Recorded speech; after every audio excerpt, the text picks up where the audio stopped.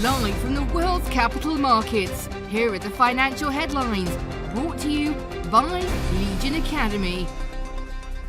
Hello and welcome to Wednesday's financial news. Stay with us for more market headlines. Stocks on global indexes were lower following a drop in June US consumer confidence, while oil prices gained for a third day. Investors are still weighing the impact of soaring inflation and an aggressive push by the US Federal Reserve to raise interest rates to tame inflation. Users of Bitcoin Reserve can now purchase Blockstream's Liquid Bitcoin, which enables the use of the Liquid network and allows users to interact with the app for little to no fees, enhanced privacy, and more extensive features than found on the Bitcoin blockchain. European listed companies have not been this cheap for more than a decade.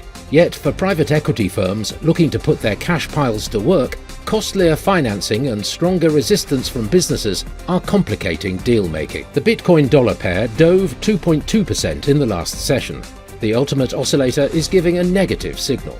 The gold dollar pair saw a minor dip of 0.1% in the last session.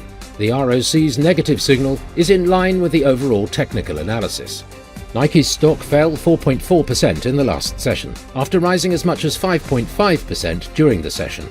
The Williams indicator indicates an oversold market. The Aussie dollar pair traded sideways in the last session. The MACD is giving a negative signal. The US gross domestic product annualized will be released at 12:30 GMT. Spain's retail sales at 0700 hours GMT. Japan's industrial production at 2350 GMT. Australia's retail sales will be released at 0130 GMT, the US Gross Domestic Product Price Index at 1230 GMT, the Eurozone's business climate at 0900 hours GMT. We hope that you've enjoyed Wednesday's market outlook. On behalf of all of us here, we wish you a productive trading day. Be sure to join us tomorrow morning for the latest news and events from the financial markets.